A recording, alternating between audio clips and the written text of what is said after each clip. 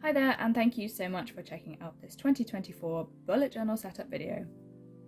I can hardly believe I am starting my 4th year of bullet journaling now, and I am really excited for all the designs I am going to do this coming year. I kind of feel like it's a bit of a weird tradition now where I do an ASMR intro whenever I get a new journal. This time I've chosen the Tsuki Lunar Magic B5 bullet journal from Notebook Therapy. This year I did really want to try a square bullet journal, and I was going to get an Archer and Olive one, but unfortunately all the ones I liked had sold out. So yeah, I ended up going for Notebook Therapy again, as I did last year. I find the paper quality pretty much the same, and although they are similarly priced, Notebook Therapy have more affordable shipping costs to the UK for some reason, and there aren't really any Archer and Olive stockists here either, so it's a bit more difficult for me to get hold of. I chose this journal mostly for the design on the front. I wasn't entirely sure if I would like the colour because online it kind of looked beigeish, but it is actually kind of like a dusty lilac colour, which is really pretty.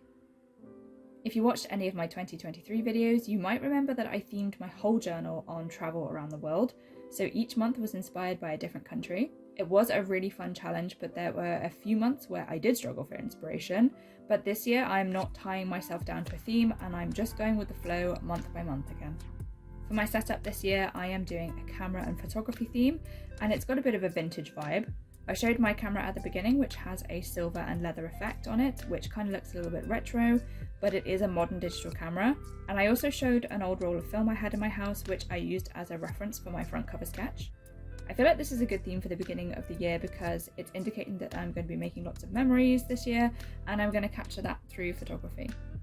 So I've got a camera for my central focal point, which I am using a 0.5 nib fine line pen to draw out, and above that I've got a Polaroid, and lower down to the right I've got a little roll of film. So I was just going to do those 3 items with the 2024 title, but it just felt like it was missing something. So I had a scroll through Pinterest and looked at similar themes, and there were so many designs with floral elements around the cameras. I really don't know why I didn't think of it myself because I love flowers, I'm always drawing them, and I'm really glad I looked around for inspiration because I think adding them just finished off the design and really added some much needed colour. Although I'm doing black outlines for most of the drawing, I didn't want the florals to have that and wanted them to be much more loose and free looking. I used brush pens with actual bristles rather than solid felt nibs to give that almost painted look. I'll put the brand down in the description if you want to know. And I was using really quick movements to build up the petals and leaves to give that almost watercolour-like feel, which I think complements the solid black lines quite nicely. I did also go in with a slightly darker pink Crayola super tip to add a bit of detail to the petals, and then also gave them a brown centre as well. To colour in the camera, I used a very light grey brush pen for the silver metallic parts on the top and bottom. On my camera, the main part of the body is black, but I didn't want to do that because I think it would just be too much, especially with the centre of the lens being solid black as well. So I used a brown Crayola super tip, which I think warmed it up a bit while still keeping it looking retro. I did toy with the idea of other colours, but felt that it would probably look a bit weird and stop it looking like a camera, so decided against it. I struggled a bit with the centre of the lens because there's a lot of black there and not a lot of detail that can be easily picked out. So I decided not to overcomplicate it and drew a few rough circles and made the centre solid black. I used a white gel pen to try and do some reflections. It wasn't working that well at the time, but I did go back in later and made it a bit more visible. I decided to colour in my film roll a warm yellow tone, even though my reference film wasn't yellow. I just felt that this colour fit the theme nicely, and it's also the colour of Kodak films, and that's kind of one of the most well-known brands, and it also fits in with one of the other elements I use later in the setup. A lot of films have 200 written on them to indicate the ISO, but just after I wrote it, I was like, no, I could have written 2024 instead. Anyway, for the Polaroid, I had envisaged using some washi stickers with various aesthetic things on them in a matching colour palette, but when I put it on the page, it just didn't look right and it seemed out of place. Maybe because it's a photo next to something drawn in a non-realistic style, or maybe the colour wasn't quite right. I don't know, I just didn't like it. So I scrapped that idea and just did a block pinky peach colour and wrote hello in the centre, and I'm actually pretty happy with how it looks.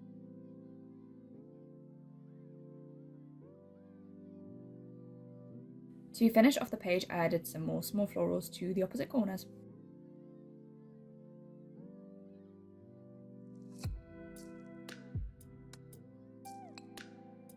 The next spread I'm doing is my future log. I started off by using a light pink brush pen to put the letters of each month at the top, and then to keep with the retro vibe, I was going to use this label maker for the titles of each month.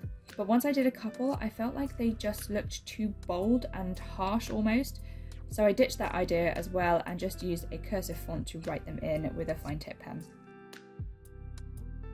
I've done my future log the same way for the last 2 years now, so I decided to try something different this time. I usually have one long column for each month with all the dates vertically, so each day has its own line. But this time I'm doing the main calendar at the top, then underneath I'm giving myself 3 headings. There'll be events, birthdays, and things to remember. I think it'll be better because I'll have more freedom to put more than one thing on each date. Before, because the columns were the same width, I really had very little space to write things in if there were multiple things to remember on one day. And I also think it'll make things really clear for when I'm transferring dates into the calendar for each month. I'm so annoyed at myself though because I counted out the lines wrong and it meant that the shaded lines didn't space out evenly between the headers. It doesn't actually look that bad though, so I did just leave it. I alternated between pink and green shading, and I don't normally do this style, it's quite bold, and I think the colours I used might have been a bit too bright. I think when you shade every other line, it looks a bit nicer when it's a really light, subtle colour. There wasn't much space left for decoration on the page, but I did manage to squeeze in some miniature doodles of the camera, polaroids and film roll, and I also got a few flowers in there too.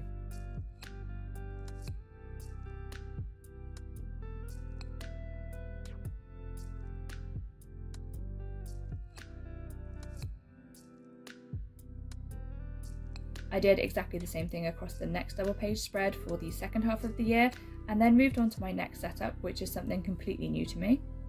I'm trying the 24 things in 2024, and this is kind of a challenge to do 24 new things throughout the year, and it can be anything you want. It can be big things or small things, but they aren't goals as such, so there isn't pressure to complete them all. It's supposed to be more of a fun thing. For instance, one of mine is to try baking macarons. I've always wanted to do it, but I just haven't got round to it, so that will be one of the things I want to try this year. I haven't actually thought of 24 things yet, but I will put what I've got in so far and then add more as I think of them.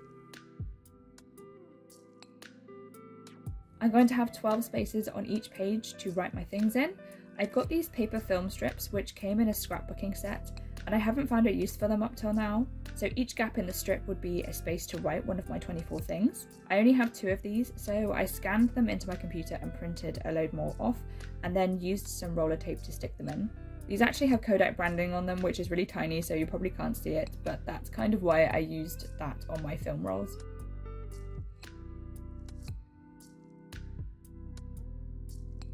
I didn't want to do just film strips, so I alternated them with strings of hand-drawn Polaroid pictures.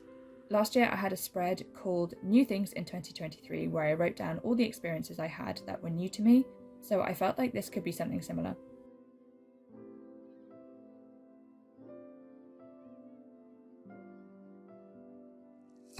After I had drawn all the Polaroids, I filled in the gaps with some more florals. I kept to the same style and colour to keep consistent and also to save time. The thing that usually takes me the most time is coming up with ideas, so if I already know what I'm doing, I can do it so much faster.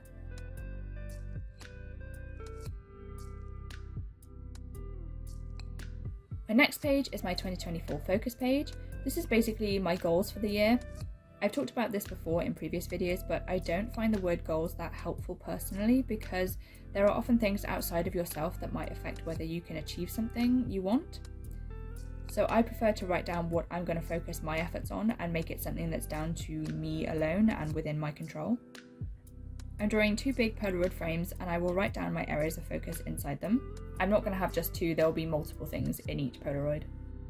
The way I drew this page was a little bit chaotic. I kept going back and forth between the fine liner and the brush pens, but I wanted the flowers to overlap some areas of the design but not others, so I kind of had to do it in the right order, if that makes sense. In the bottom left, I did another largish camera poking out from behind the Polaroid, and this is to balance the design because my title is going in the top right. I was trying to do bouncy calligraphy this time, which I'm not that great at, but I don't practice adding in the bounce effect enough really, so sometimes it looks alright, but other times it just looks a bit untidy. There is a fine line between it looking like an intentional style and just being wonky.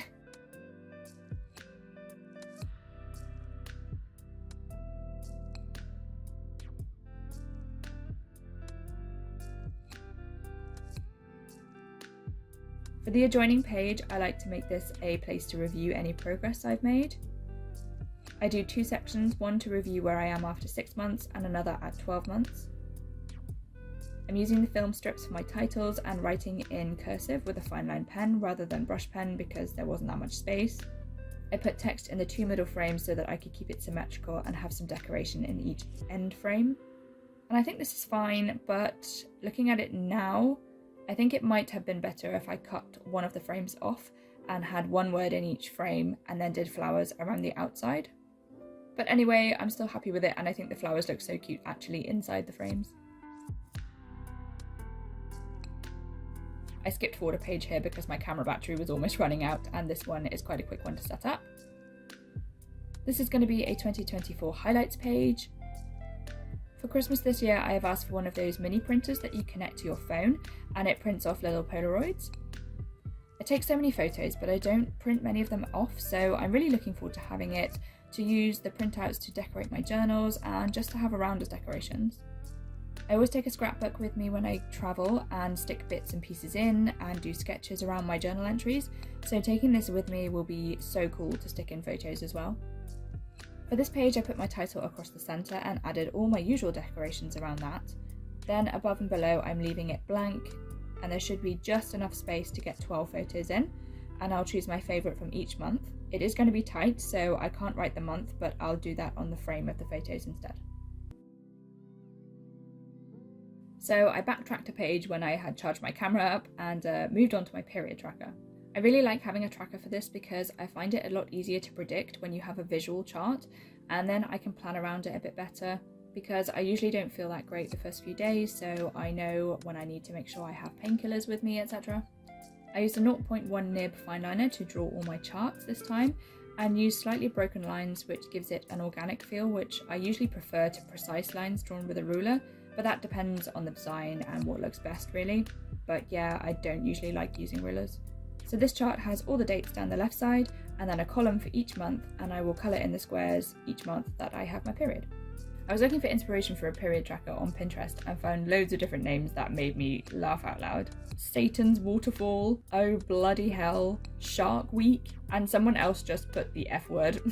Whilst I agree with all these titles, I am just going to stick with period tracker for mine.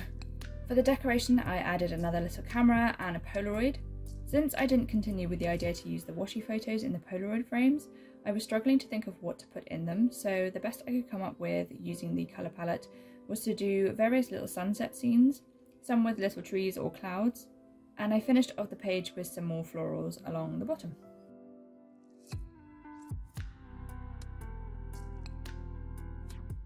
The next setup is a new one for me. I'm doing a weight tracker because I do want to lose some weight this year, and I think having this will keep me on track and mean I'm more mindful about what I'm eating. I am a stress eater, so I think having a regular record might help me make better choices. I'm not dieting or anything because that only ever creates temporary change, and I don't eat unhealthily really, I just need to cut down on sugar and snacking really, so that's something I see as a permanent change I want to make. So I'm doing a table with a row for each of the 52 weeks of the year. I've got one column for the week number, one for my weight, and then a column for any comments. I won't necessarily make a comment every time, but I think it will be useful to note down anything that might correlate to my weight that week. So if I'm on my period or went on holiday, that might make my weight go up, or if maybe I was ill, that might make it go down, just things like that. At the bottom, I'm adding a box that has my target weight and space for any additional notes I might want to make.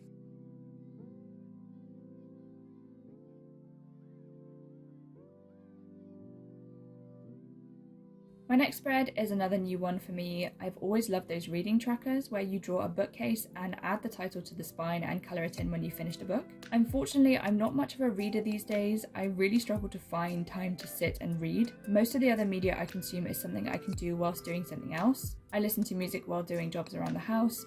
I watch YouTube and TV shows and movies whilst doing arts and crafts projects or editing videos. Pretty much the only time I don't multitask is when I'm playing video games, and that's only because it's physically impossible. So I was thinking that I might try listening to some audiobooks this year. I've never really thought it would be for me, but actually I don't see why not, because I love fiction and the only thing stopping me reading is time. So if I can listen to something while doing something else, that might really work for me. Whilst I am doing the bookcase, this is going to encompass other media as well, because I don't think I will listen to that many books throughout the whole year. So each shelf will be something different. The top shelf will be books or audiobooks, the next one will be TV shows, then films, and then music. I know I will listen to a lot more music than will fit in here, but I'll probably just add some of my favourites. The next page is kind of a catch-all for anything else I need to make a note of, so I've just called it Random Notes. I found last year there were a few things I needed to make a note of but didn't have anywhere in my setup I could put it, so this page will just be for anything extra that doesn't fit anywhere else. I am adding a few new spreads to me this year, but there are also a few spreads that I've done previously that I am not doing anymore. So I'm not doing a wish list and gift list. I feel like in my mind it's super useful, but actually in practice I never really ended up using it. I tend to just put stuff on my phone in a list because I carry that around with me, and then when I'm out shopping or something I can remember it more easily. I also haven't included a key. I didn't do one last year either, and I feel like I know what I mean, so I don't need to do a key, if you see what I mean. So I'm also not doing a grid spacing page, although I feel like in theory they're really useful. I've just never actually found them that helpful. I think it's because I change my design so much every month that I never have the same size box twice. So actually I ended up counting every time anyway. Yeah, it just didn't seem like something I personally needed this time. And my last setup will be my 2024 content planner. If you've seen my last 2 yearly setups, this is literally the same. It works really well for me and I really like how it looks, so if it ain't broke, don't fix it. I draw 12 boxes, one for each month, and make a note of the things I want to post up to YouTube and Instagram each month. There isn't too much space in each box, but this is because I include quite minimal detail here. I actually have a whole separate journal to plan my content in. It's not very aesthetic, it's just notes and ideas, but I've been using the same one for several years and I wouldn't want to transfer everything over to a new journal every time I switch journals. On the far right I have a box to write down milestones, so it tends to be when I hit the next 100 subs or followers, but it could be views or likes on particular posts as well. I decorated the page with all the usual stuff, but I added a little YouTube play button to the Polaroid this time, which is super cute. And that is 2024 all set up and ready to go. I do really like how this one came together. The idea was floating around my head for a while, but I wasn't sure how it would look, so I'm really pleased with the final outcome and I am super excited to use it. Thank you so much for watching, please do give it a like and comment what you think. Also let me know your themes or what spreads you've got planned this year, I'd love to hear about them. Also please subscribe if you enjoyed this video and want to see more arts and crafts and bullet journals. Thanks so much again, bye!